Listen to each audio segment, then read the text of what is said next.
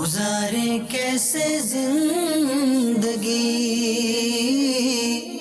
آؤ علماء سے پوچھ لیں، آئے جو مشکل پیش کوئی، آؤ علماء سے پوچھ لیں۔ الحمدللہ رب العالمین والصلاة والسلام علی سید المرسلین، اما بعد فاعوذ باللہ من الشیطان الرجیم، بسم اللہ الرحمن الرحیم۔ الصلاة والسلام علیک یا رسول اللہ، الصلاة والسلام علیک یا حبیب اللہ، الصلاة والسلام علیک یا نبی اللہ، وعلی آلک واصحابک یا نور اللہ۔ پیارے اور محترم اسلامی بھائیوں، دارالفتاء اہل سنت سلسلے میں مرحبا کہتے ہیں، درود پاک کی فضیلت سنتے ہیں۔ نبی کریم صلی اللہ تعالی علیہ وآلہ وسلم کا ارشاد پاک ہے، بے شک تمہارے نام ماء شناخت مجھ پر پیش کیے جاتے ہیں، لہذا مجھ پر احسن یعنی بہترین الفاظ میں درود پاک پڑھو۔ صلو علی الحبیب صلی اللہ تعالی علی محمد صلی اللہ تعالی علیہ وآلہ وسلم۔ تو ایک سوال، باب المدینہ شہر ہے، جیسا کہ ایک بہت بڑا شہر ہے، مرکز الاولیاء لاہور ہے، دیگر بھی جو مسلمان ممالک ہیں، چلیں خاص طور پر پاکستان کو دیکھ لیا جائے، لوگ مرتے ہیں، انتقال ہوتا ہے، قبرستانوں کی جو صورتحال ہے وہ بہت زیادہ یعنی اب کنجسٹڈ ہو چکے ہیں، کئیوں میں تو جگہ بھی نہیں ہے، اور لوگوں کی خواہش ہوتی ہے کہ جہاں ان کی رہائش ہے اس کے قریبی قبرستان ہی میں تدفین کا معاملہ ہو۔ اب قریبی میں جاتے ہیں تو وہ کہتے ہیں بھئی آپ یہاں پر جگہ نہیں ہے، آپ کا کوئی پہلے عزیز یہاں دفن ہو تو بتائیے۔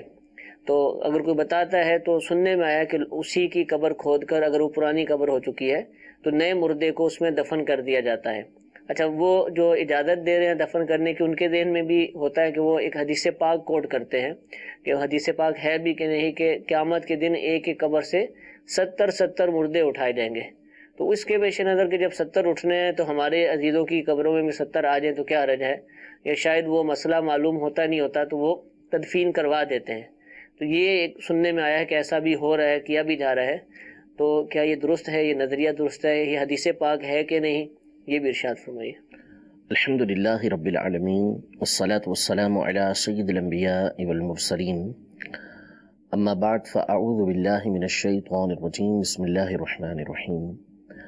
دیکھیں، پہلے تو شرعی مسئلہ میں عرض کر دوں، وہ یہ ہے کہ مسلمان کی قبر کو کھولنا یہ سوائے مخصوص صورتوں کے اجازت نہیں، اور وہ مخصوص صورت یہ ہے کہ کسی کی زمین کے اندر جو اس کی ذاتی تھی وہاں اس کی اجازت کے بغیر دفن کر دیا، یا وقف کی زمین تھی اس کے اندر دفن کر دیا، اور اب جس کی ذاتی زمین تھی وہ اس پر راضی نہیں ہے کہ اس کو یہاں پر رہنے دیا جائے، تو وہ مطالبہ کرتا ہے کہ یہاں سے اس کو نکالا جائے، تو ایسی زمین سے اس مردے کو، اس کی قبر کھول کے مردے کو نکالا جائے گا۔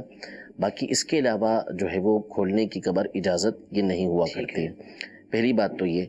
دوسری بات یہ کہ مسلمان کی جو قبر ہے اس کی بڑی اہمیت احادیث طیبہ کے اندر بیان کی گئی ہے کہ قبر کے اوپر پاؤں رکھنا، اس سے بہتر یہ سمجھا گیا کہ انگارے کے اوپر پاؤں رکھ دیا جائے جو جوتی جلا کر پاؤں تک پہنچ جائے۔ اتنا سخت اس کا حکم ہوا۔ مسلمان کی قبر پہ بیٹھنا، اس کی قبر پہ ٹیک لگانا، یہ تمام کے تمام معاملات شریعت مطہرہ کے اندر ناجائز و حرام قرار دیے گئے ہیں، تو اس تک کی تو اجازت ہے نہیں، تو چہ جائے کہ اس کی قبر کو کھولنا، کھود کے اس کے اندر دوسرے مردے کو دفن کرنا، یہ بالکل ناجائز و حرام طریقہ کار ہے۔ پہلی بات تو یہ کہ اس طرح کی روایت باوجود کوشش کے، باوجود تلاش کرنے کے، مختلف ذریعوں سے ہم نے تلاش کیا، آج تک ہمیں تو کہیں نہیں مل پائی کہ اس طرح کی کوئی روایت ہو کہ جس میں یہ لکھا ہوا ہو کہ 70 مردے ایک قبر سے اٹھائے جائیں گے، واللہ و رسول عالم۔ باوجود تلاش کے، معلومات کے، ہمیں تو کہیں پر یہ روایت نہیں ملی۔ اور پہلی بات۔ دوسری بات یہ کہ اگر بالفرض اگر مان لیا جائے کہ ایسی کوئی روایت ہے بھی، اولاً تو ہمیں ملی نہیں ہے، اگر ہے بھی تو بھی اس کے اندر یہ تو نہیں ذکر کیا گیا کہ ایک ہی قبر کے اندر جو ہے وہ ایک سے زائد کو دفنایا جائے. مسلمان کی قبر کو کھولنے کی اجازت ہی نہیں دی گئی کہ اس کے اندر اس کو دفنایا جائے. تو کھولنے کی بالکل بھی اجازت نہیں، اس کے اندر مردے دفن کرنے کی، دوسرا مردہ دفن کرنے کی اجازت نہیں ہے. وہ جنگی حالات ہوتے ہیں، جہاد کے حالات ہوتے ہیں، تنگی کی صورتیں ہوتی ہیں کہ جب ایک ہی قبر میں ایک ہی وقت کے اندر، یہ نہیں کہ بعد میں کھول کر اس میں کثیر مردوں کو دفنانے کی صورتیں بنتی ہیں کہ کس طریقے سے ان کو دفنایا جائے گا، یہ ایک الگ میٹر ہے. لیکن قبر کھولنے کی بہرحال یہ اجازت نہیں ہے. تو اس طرح جو حضرات کرتے ہیں وہ ناجائز و حرام کام کر رہے ہوتے ہیں، گناہ کر رہے ہوتے ہیں. اب رہا جہاں تک قبرستان کا کنجسٹڈ ہونا، تو اس میں دیکھیں دو پہلو ہیں. پہلی بات تو یہ ہے کہ ہونا تو یہ چاہیے کہ حکومت وقت جو ہے اس کے لیے زمین جو ہے وہ مقرر کرے. اس پر لازم ہے کہ چونکہ دفنانا یہ فرض کفایہ ہے، اس کے لیے ظاہر زمین چاہیے. تو اب یہ تو ہونا یہی چاہیے کہ سرکاری طور پر ایسی زمینیں وقف ہونی چاہیے کہ جہاں پہ مسلمانوں کو دفنایا جا سکے. پہلی بات یہ. اب اگر نہیں ہے تو اس صورت میں بھی اس بات کی اجازت نہیں بنے گی کہ اسی قبر کے اندر کسی دوسرے کو دفنایا جائے. ہوتا عام طور پہ ہمارے یہاں ایسا ہے کہ بعض اوقات قبرستان بعض دور ہوتے ہیں اور وہاں دفنانے کے لیے جگہ مل سکتی ہے، کوشش کی جائے تو مل جاتی ہے. لیکن چونکہ وہاں جانا بالخصوص جو بڑی راتیں ہوتی ہیں جن میں مسلمانوں کی جانے کی عادت ہوتی ہے کہ وہ قبرستان جاتے ہیں، تو ایسے مقام پہ جانا ان کے لیے مشکل پڑ رہا ہوتا ہے. تو اس وجہ سے وہ پھر چاہتے ہیں کہ قریب میں ہی ہمیں کوئی جگہ مل جائے اور ہم یہیں دفنا دیں، تاکہ ہمارے لیے آنا جانا اور اپنی عزیز کی قبر کے اوپر حاضر ہونا یہ آسان رہے. تو یہ اچھی بات ہے کہ اگر قریب میں کوئی جگہ مل جاتی ہے، لیکن اس کا مطلب یہ نہیں کہ جگہ نہیں تو آپ قبر کھود کے اس کے اندر کسی دوسرے مردے کو دفنائیں. فقہاء کرام نے تو یہاں تک لکھا کہ اگر قبر کو مسمار کر دیا گیا، شہید کر دیا گیا اور وہاں پہ راستہ بنا دیا گیا، اس بات کا اگر شک بھی ہے کہ یہاں پر قبریں تھیں اب راستہ بنا دیا گیا، قبرستان کے اندر جو جدید راستہ بنایا گیا، تو ایسے راستے پر چلنا فقہاء کرام نے اس کو ناجائز فرمایا کہ اس کی شرعن اجازت نہیں ہے. تو بہرحال جو بات آپ بتا رہے ہیں یہ بالکل غلط ہے، جو لوگوں میں مشہور ہے کہ اس طریقے سے جو ہے وہ قبر میں عزیز کی قبر ہے تو اس کو کھدوا کے اسی کے اندر دوسرے مردے کو داخل کروا دیا، یہ حرام کام ہے. استغفر اللہ. اچھا یہ تو لیکن لوگوں کے اعتبار سے کہ وہ اس کی اجازت نہ دیں اور ایسا عمل کرنے نہ دیں، لیکن جو لوگ کر رہے ہیں ایک تو یہ نا کہ جگہ نہیں، اور ایک ویسے ہی ایسا ہوتا ہے کہ اگر کوئی قبر ایسی دکھتی ہے کہ کافی عرصے سے اس کا کوئی والی وارث نہیں ہے، کوئی پوچھنے نہیں آیا، دیکھنے نہیں آیا، کسی نے اس کو ٹھیک نہیں کیا ہے، تو نظروں میں رکھی جاتی ہیں قبریں اور ان کو بھی استعمال کر لیا جاتا ہے. ایسے افراد کے لیے کیا مطلب قبرستان والے جو انتظامیہ ہے یا گورکن ہے، جو بھی لوگ اس میں انوالو ہوتے ہیں؟ دیکھیں مسئلہ یہ ہے کہ اگر تو وہ مسلمان ہیں، ٹھیک ہے، وہ مسلمان ہونے کا دعویٰ کرتے ہیں اور مسلمان ہیں، ظاہر سی بات ہے عام طور پہ مسلمان ہی ہوتے ہیں، تو وہ کوئی مستثنا تو نہیں ہے. حکم تو ان کے لیے بھی یہی ہے جو دوسروں کے لیے ہے، اور ان کے لیے بھی ناجائز و حرام ہے کہ کسی مسلمان کی قبر پہ پاؤں رکھیں، کسی مسلمان کی قبر کو کھودیں، اور جانتے بوجھتے کہ یہاں پر قبر ہے پھر اس کے بعد جو ہے وہ اس کو کھولنا اور اس میں دوسرے مردے کو دفنا دینا یا اس کو پاٹ دینا، بالکل یہ ناجائز و حرام کام ہے. ٹھیک ہے، یہ کرنا بالکل گناہگار ہوں گے، ان کے پر توبہ کرنا لازم ہے. ٹھیک ہے، اللہ تعالیٰ ہمیں دین متین کے احکامات پر ہی عمل کی توفیق عطا فرمائے. اس طرح کی باتوں سے بالکل بچنا چاہیے. کچھ کالز بھی ہمارے پاس موجود ہیں، پہلی کال سلسلے میں شامل کرتے ہیں. جی، میرا نام راہیل احمد بیگ ہے، لاہور سے بات کر رہا ہوں. میں نے صرف ایک چھوٹا سا کوشچن یہ پوچھنا تھا کہ انسان کی مرنے کے بعد جو برزخ کا جو سفر ہوتا ہے وہ مختلف جگہوں پر مختلف چیزوں سے بتایا گیا ہے کیسے ہوگا، یا برے شخصیت ایسی ہوگی یا اچھی شخصیت ایسی، تو سفر کے بارے میں وہ کیا حقیقتیں وہ ٹھیک ہیں، یا آپ اس بارے میں ہمیں تھوڑا سا گائیڈ کر دیں. دیکھیں برزخ یہ ویسے لغوی اعتبار سے آڑ کو بولتے ہیں، اور شریعت کی روشنی میں جب انسان کا انتقال ہو گیا تو اس وقت سے لے کر انتقال کے بعد سے لے کر اٹھنے تک، یعنی جب تک وہ قیامت کے دن تک اٹھایا نہیں جائے گا، اتنے وقفے کو برزخ بولا جاتا ہے.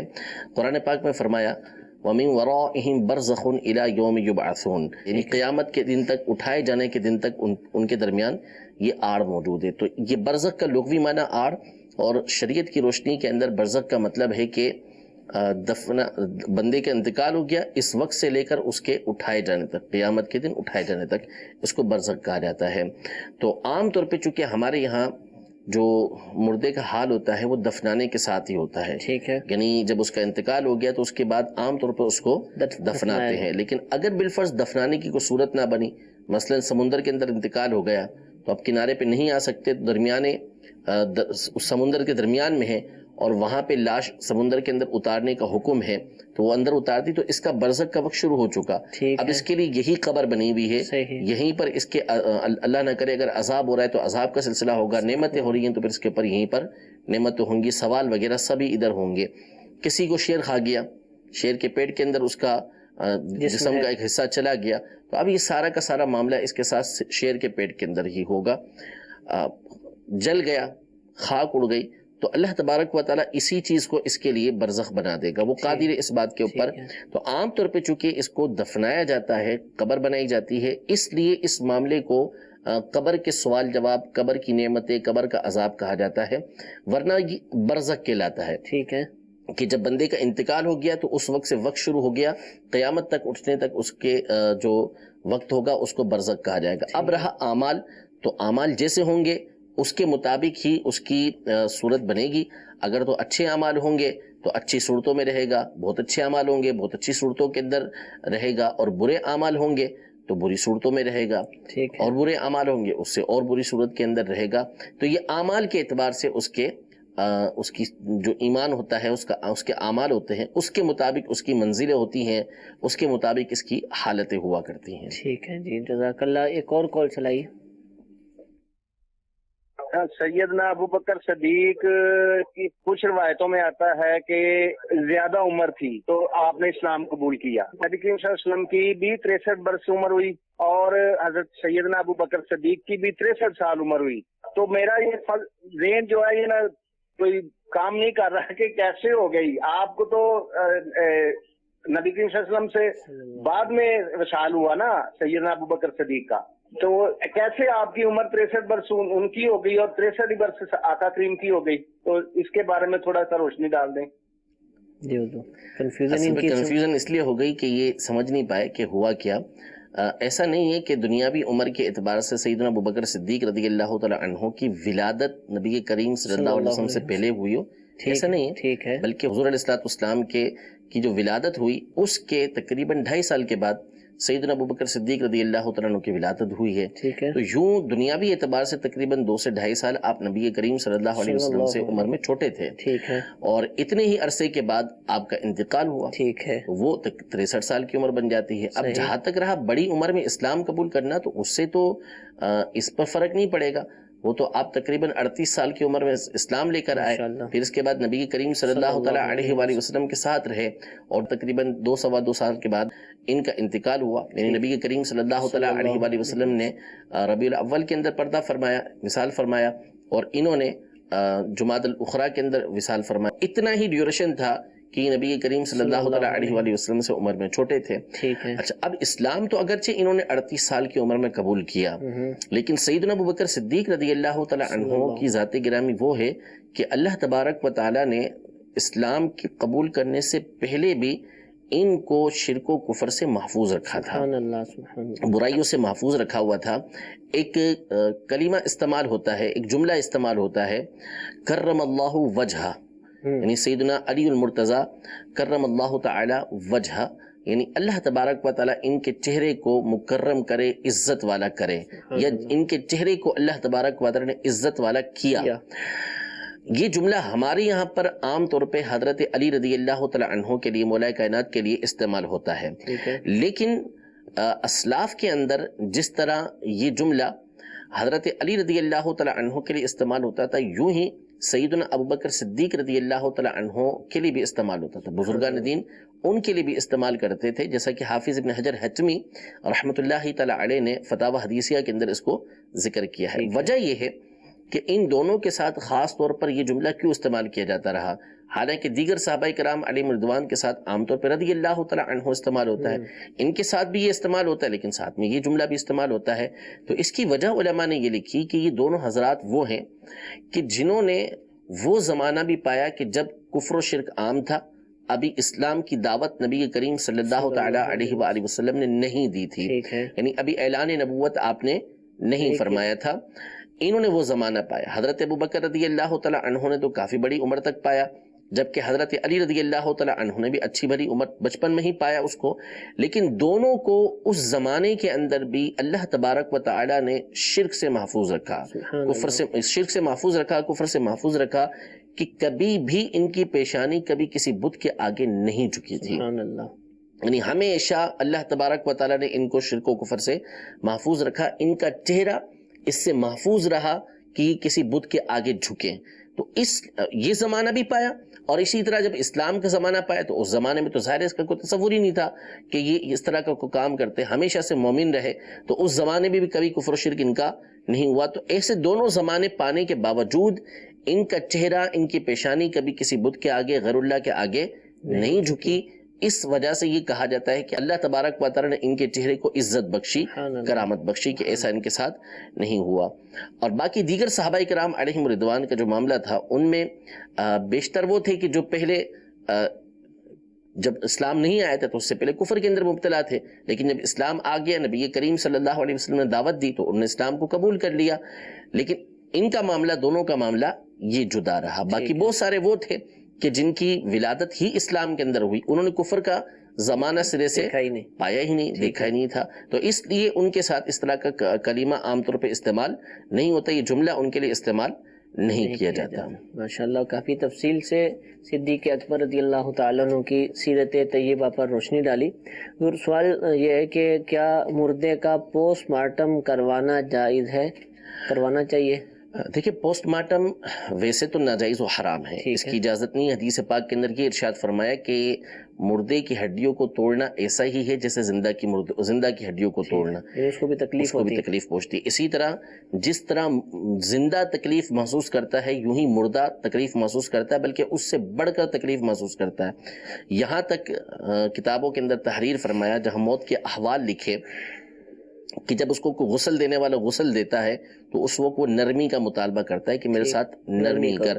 یعنی اتنی زیادہ اس کی حساسیت ہی بڑھ چکی ہوتی ہے، حساس وہ ہو چکا ہوتا ہے، تو تکلیف وہ محسوس کرتا ہے. اس لیے اس کے کسی بھی طرح ایسا کام کرنے کی اجازت نہیں دی گئی کہ جس سے اس کو تکلیف پہنچے. تو پوسٹ مارٹم ظاہر سی بات ہے کہ اس میں تو اعلیٰ درجے کی تکلیفیں موجود ہیں کہ بغیر تکلیف کے تو وہ ہو ہی نہیں سکتا. کہ عام آدمی کا بھی کیا جائے، زندہ کا کیا جائے، اگر اس کو بے ہوش کر کے کیا جائے، جب ہوش آئے گا تو کیا حال ہوتا ہے اس کا اچھی طریقے سے دیکھنے والے جانتے ہیں کہ اس کا پیٹ جب چاک کر دیا جائے. تو اب اس کی تو اجازت نہیں ہے کہ پوسٹ مارٹم کروایا جائے، یہ ناجائز و حرام ہے. البتہ بعض صورتوں کے اندر اس کی اجازت یوں بنتی ہے، جیسے مثال کے طور پر ایک صورت یہ ہے کہ اس کو کسی نے قتل کر دیا. ٹھیک ہے. اب قتل کرنے کے بعد اس کو جو ہے وہ پتہ نہیں چل رہا کہ اس کا قاتل کون ہے. اب کسی کے اوپر الزام آ رہا ہے کہ اس نے قتل کیا ہے. اب وہ کہتا ہے کہ میں نے قتل نہیں کیا. تو اب موقوف ہو گیا کہ اس کا پوسٹ مارٹم کیا جائے، جس کے ذریعے سے پتہ چلے گا کہ اس نے قتل کیا یا کسی اور نے قتل کیا ہے. تو قاتل کا پتہ چلانے کے لیے یا جو مظلوم ہے اس کے بچانے کے لیے. اب یہاں صورت یہ بنتی ہے کہ یہ موقوف اسی کے اوپر ہے، تو لہذا اب یہاں پوسٹ مارٹم کرنے کی اجازت ہوگی. کہ اگر اس کا پوسٹ مارٹم نہیں کیا جائے گا تو وہ شخص جو کہہ رہا ہے کہ میں نے اس کا قتل نہیں کیا، کوئی اور اس کا قاتل ہے، تو ظاہر سی بات ہے کہ اگر پوسٹ مارٹم کے بغیر یہ نہیں پتہ چل سکتا کہ اس نے قتل کیا ہے یا نہیں کیا، تو یہاں اس کی اجازت ہوگی تاکہ اگر اس نے واقعی قتل نہیں کیا تو یہ اس سے بچ سکے. تو ایسی صورت کے اندر اجازت دی گئی. باقی اس کے علاوہ پوسٹ مارٹم کرنے کی شرعاً اجازت نہیں ہے، ناجائز و حرام ہے. ٹھیک ہے. سوال یہ پوچھا جا رہا ہے کہ اگر کسی نے فرض نماز کے بعد پڑھی جانے والی دعا نہیں پڑھی، دعا نہیں مانگی، تو کوئی نماز میں فرق آئے گا؟ بھول گیا. اب بھولنے پہ تو دیکھیں کوئی حرف ہی نہیں ہے، بھول گیا تو وہ. اور اگر کسی نے قصدن بھی نہیں پڑھی، خود سے نہیں پڑھی، بھولا نہیں، تو بھی نماز تو اس کی ہو گئی. ٹھیک ہے. البتہ حدیثوں کے اندر اس کی بڑی ترغیب آئی ہے. ٹھیک ہے. اور دعا کے بغیر جو نماز ہے اس کے بارے میں بعض آئی بھی ہیں کہ وہ قبول نہیں ہوتی، نماز ہو جاتی ہے. ٹھیک ہے. لیکن یہ کہ بہرحال دعا کرنے کا حکم ہے کہ فرض نماز کے بعد بندہ دعا کرے، چہرے پہ ہاتھ پھیرے، ان چیزوں کے احکام آئے ہیں. تو بلا وجہ شرعی یہ چھوڑنا نہیں چاہیے، دعا مانگنی چاہیے. اور فرض نماز کے بعد جو دعا کی جاتی ہے وہ قبول بھی ہوتی ہے. یعنی دعا کی قبولیت کا ایک موقع بھی ہوتا ہے کہ اس موقع پہ دعا قبول ہوتی ہے، تو اس لیے اس کو چھوڑنا نہیں چاہیے. ٹھیک ہے، جزاک اللہ. قرآن شریف کی تلاوت سننا سنت ہے یا فرض؟ اگر ہو رہی ہو تو اب سننے کا کیا حکم ہے؟ اس کی صورتیں ہیں ٹھیک ہے کہ قرآن مجید فرقان حمید سننے کے لیے اگر کوئی حاضر ہوا ہے جی جی کہ آیا ہی اسی نیت سے کہ میں نے قرآن پاک سننا ہے، تو اب تو اس کے پر فرض ہے ٹھیک کہ ہے وَإِذَا قُرِئَ الْقُرْآنُ فَاسْتَمِعُوا لَهُ وَأَنصِتُوا لَعَلَّكُمْ تُرْحَمُونَ، صحیح کہ جب قرآن پڑھا جائے تو اس کو خاموشی کے ساتھ سنو، توجہ کے ساتھ سنو، تاکہ تمہارے پر رحم کیا جائے۔ تو ٹھیک اس لیے اگر سننے کے لیے حاضر ہوا ہے تو سننا اس کے پر فرض عین ہوگا۔ اور اگر ایک مجمع پورا بیٹھا ہوا ہے جی جی اور قاری نے تلاوت شروع کی، اب اس میں سے کسی نے سن لیا تو یہ کافی ہے، باقی کو بھی چاہیے کہ وہ سنیں، سنیں وہ ایسا نہ کریں کہ نہ سنیں، سننے کے لیے آئے تو پھر تو ان کو سننا ہی پڑے گا، سننا ہے ضروری ہو جائے گا۔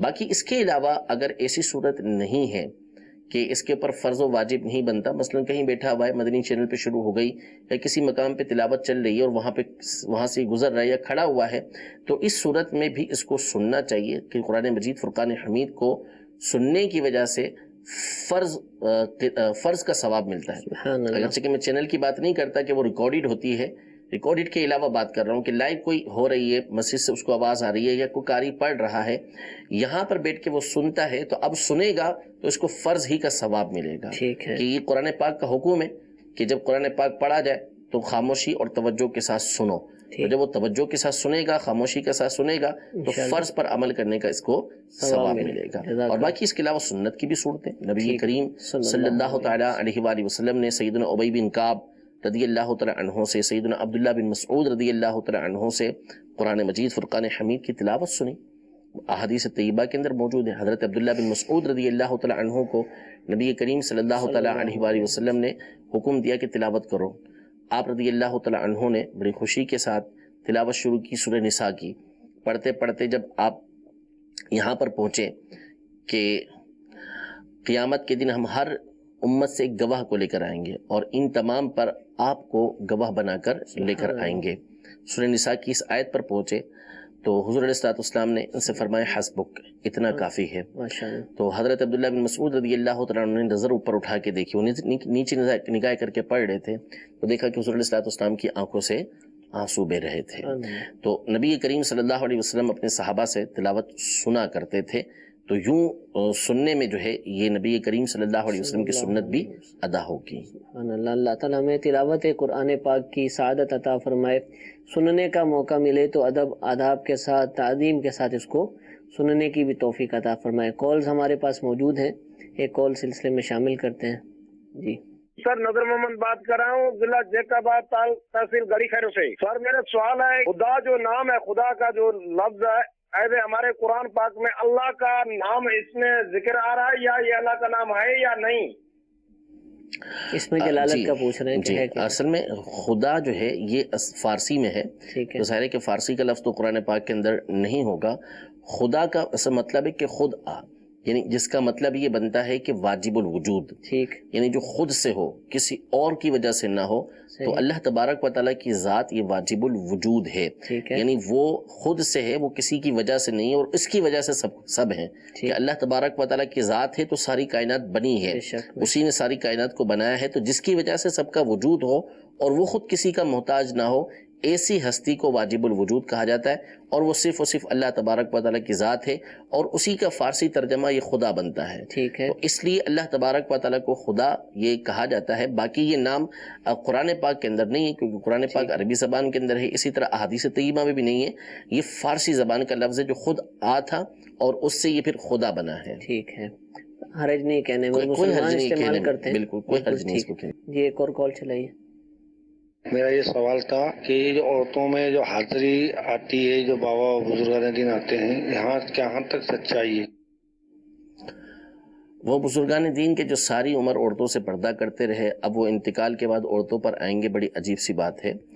تو یہ عمومی طور پہ جنات ہوتے ہیں، ٹھیک ہے، یہ جنات آتے ہیں اور یہ اس طرح کے تماشے کرتے ہیں، اور ان کو چونکہ بعض چیزوں کے اوپر قدرت حاصل ہوتی ہے، یعنی محیر العقول کام، ایسے کام کے جو عام طور پہ لوگ نہیں کر سکتے، عقلیں حیران رہ جاتی ہیں، ایسے کام چونکہ وہ کر دکھاتے ہیں۔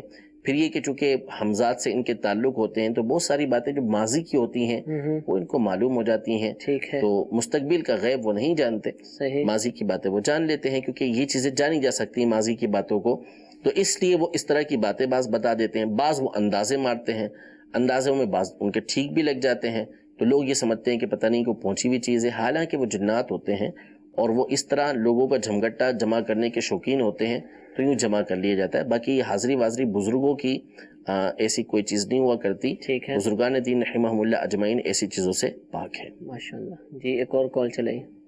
میرا مفتی صاحب سے سوال یہ ہے کہ ایک عورت جو ہے وہ حج کرنا چاہتی ہے اور جو محرم ہے وہ اس کی استطاعت نہیں رکھتے ان کے ساتھ جانے کی، پھر وہ حج کس طرح کرے؟ کیا عورت کے جو گروپ جاتے ہیں یہاں سے ٹریول جو ایجنٹ ہیں ان گروپ کے ساتھ وہ حج کر سکتی ہے؟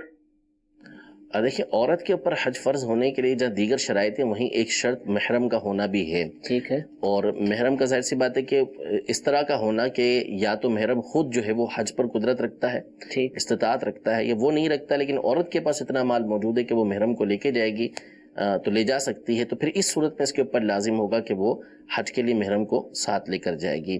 تو یوں بغیر محرم کے تو بہرحال عورت نہیں جا سکتی، جائے گی تو گناہگار ہوگی۔ یہ جو بتا رہے ہیں کاروان والے ان کے گروپ میں چلا جائے تو بالکل بھی اس کی اجازت نہیں ہے، چاہے عورت 100 برس کی ہو چکی ہو، اس کے باوجود بھی چونکہ اس کے لیے حکم یہی ہے کہ اس نے محرم کے ساتھ سفر کرنا ہے تو اس نے محرم کے ساتھ ہی سفر کرنا ہے، بغیر محرم کے شرعی سفر وہ نہیں کر سکتی۔ شرعی سفر کے لیے یہ محرم کا ہونا شرط ہے۔ 3 دن کی راہ تک وہ جا رہی ہے، جیسے عام طور پہ ہمارے یہاں سے جاتے ہیں پاکستان ہندوستان وغیرہ سے، تو اتنا ہی سفر، اس سے بڑھ کر ہی سفر بنتا ہے، تو اس لیے شرعاً اس کی اجازت نہیں، جائے گی بغیر محرم کے تو گناہگار ہوگی۔ ٹھیک ہے جی، ایک اور کال چلائیے۔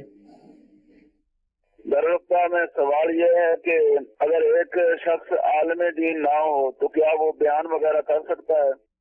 جی، غیر عالم کا بیان جی دیکھیں، ایک ہوتا ہے بیان میں جس میں قرآن و حدیث کے نکات بیان کر رہے ہیں، ٹھیک ہے، اپنے طور پہ احادیث کوڈ کر رہے ہیں، قرآن کی آیات کوڈ کر رہے ہیں، اس کی تو اجازت نہیں ہے۔ ٹھیک ہے، باقی اس کے علاوہ جو ہمارے یہاں بیانات ہوتے ہیں وہ بعض وہ ہوتے ہیں کہ یا تو علماء کی تقاریر کو رٹا ہوا ہوتا ہے، ٹھیک ہے، علماء کے بیانات کو رٹا ہوا ہوتا ہے، یا پھر جو ہے وہ دیکھ کے بیانات ہو رہے ہوتے ہیں، تو ان بیانات کو کرنے میں حرج نہیں ہے۔ یعنی کسی عالم نے لکھا ہے اور اس کو ہم پڑھ کر اس کو بیان کر دیا۔ اپنی طرف سے واضح نصیحت وہ کرنا کہ جس میں خود اپنی طرف سے باتیں بیان کر رہا ہے، خود قرآن و حدیث کی تشریح کر رہا ہے، یہ چیزیں ناجائز و حرام ہیں، اس کی شرعاً اجازت نہیں ہے۔ ٹھیک ہے، نارمل جو بیان ہمارے جیسے مدنی ماحول میں رائج ہیں، تو ہمارے یہاں سارا لکھا ہوا بیان ہوتا ہے، ویسے بھی ترغیب ہے کہ دیکھ کر بیان کرتا ہے، یا اگر کوئی کرتا بھی ہے بغیر دیکھے تو پھر اس کا وہ ویسے تو ہمارے یہاں ترغیب نہیں ہے، جو غیر عالم ہے اس کو حکم یہی ہے، ہمارے یہاں پر یہی ترغیب دی گئی ہے، یہی اس کو کہا جاتا ہے کہ جو لکھا ہوا ہے وہی بیان کریں۔ ٹھیک ہے، لیکن جو غیر عالم بیان کر رہا ہے وہ اگر بیان کرتا ہے اور وہ باتیں بیان کر رہا ہے کہ جو اس نے اچھی طریقے سے علماء سے سن کے یاد رکھی ہوئی ہیں، تو وہ بیان کرنا یہ اس واعظ کے اندر نہیں آتا کہ جس کو غیر عالم کے لیے حرام قرار دیا جائے۔ وہ ہے اپنی طرف سے نکات کو بیان کرنا، اپنی طرف سے قرآن و حدیث کی تشریح کرنا، اس کی شرعاً اجازت نہیں ہے۔ استدلال کر رہا ہے اپنے طور پہ کہ فلاں جو ہے وہ مسئلہ ہے تو اس کے اندر قرآن کی یہ آیت کوڈ کر دی، حدیث کوڈ کر دی، یا حدیث کی تشریح کسی اور حدیث کے ذریعے اپنے طور پہ کر رہا ہے، یہ غیر عالم کے لیے ناجائز و حرام ہے۔ ٹھیک ہے، اس کی بالکل اجازت نہیں دی جائے گی۔ ایک آخری کال چلائیے گا۔ حضور، داڑھی کے خط کے بارے میں بتائیے گا کہ داڑھی کا خط جو ہے وہ بناتے ہوئے کیا خیال رکھنا چاہیے، کہاں سے جو ہے وہ جبڑے کے اوپر سے جو بھی اس کی حدود وربہ ہے وہ ذرا بیان کر دیں۔ جی بالکل، خود ہی بیان کر دیا انہوں نے۔ اچھا، داڑھی جو ہوتی ہے وہ اسی ہڈی کے اوپر ہوتی ہے، ٹھیک ہے، جو جبڑے کی ہڈی ہے یہ ساری اس کے اوپر جو کچھ آئے گی وہ داڑھی ہوا کرتی ہے۔ یہاں سے جو ہڈی شروع ہو رہی ہے ہماری کن پٹی کے نیچے سے، یہ ساری ہڈی ہے، یہاں سے جتنے بھی بال ہیں یہ سارے داڑھی کے اندر آتے ہیں۔ اس کے علاوہ ہمارے چہرے کے اوپر جو ہے وہ مرد کے چہرے پر کچھ بال ہوتے ہیں جو بالکل جدا ہوتے ہیں، اور ان کی نشو و نما بھی داڑھی کے بالوں کی طرح نہیں ہوتی، وہ بالکل جدا نظر آتے ہیں، ان کو بندہ صاف کر سکتا ہے۔ ٹھیک، اگر کسی کے اس مقام پہ بال ہیں داڑھی کے اس حصے کے اندر تو اس کو بھی کٹوانے کی اجازت نہیں ہے، اس کو بھی نہیں کٹوا سکتا۔ اچھا وہ بات آ گئی ہے، مجھ سے بعض اوقات لوگ سوال کرتے ہیں کہ یہ آپ کے بالکل صاف نظر آتے ہیں، تو یہ قدرتی ہیں، ٹھیک ہے، ایسا نہیں ہے کہ اس کو منڈواتے ہیں، بالکل صاف خود ہی قدرتی طور پر ہیں، تو اس وجہ سے ہیں۔ باقی اس حصے کے بھی بال کٹوانے کی شرعاً اجازت نہیں ہے۔ یہ بچی کہلاتی ہے، بچی کے اگل بگل کے جو بال ہیں اس کو بھی نہیں کاٹ سکتے۔ ٹھیک ہے، کہ کیا روزے کی حالت میں مالش کی جا سکتی ہے تیل کی؟ بالکل کی جا سکتی ہے، لیکن اب دیکھ لیں کہ کس نیت سے کر رہے ہیں۔ ٹھیک، اگر تو اس نیت سے کر رہے ہیں کہ اس سے کمزوری بالکل محسوس نہ ہو تو ایسا نہیں ہونا چاہیے، اس لیے کہ روزہ جب بندہ رکھے تو پھر اس صورت میں وہ روزہ اس سے بھی نہیں ٹوٹے گا. ٹھیک ہے. روزہ رکھے بندہ تو پھر اس صورت میں اس کو محسوس ہونا چاہیے کہ میں نے روزہ رکھا ہے. ٹھیک ہے. بار بار پانی ڈال رہا ہے اور اس بات کے اظہار کے لیے ڈال رہا ہے کہ اس کو روزہ لگ رہا ہے تو مکروہ ہے. ٹھیک ہے. تو ایسا نہیں کرنا چاہیے. ہاں ویسے اگر کوئی مالش کروا رہا ہے تو مالش کروانے میں حرج نہیں ہے. اگر شرعی طریقے سے وہ مالش کرتا ہے تو بالکل ٹھیک ہے. ٹھیک ہے، کروائی جا سکتی ہے. اللہ تعالیٰ ہم سب کو عمل کی توفیق عطا فرمائے. آمین بجاہ النبی الامین.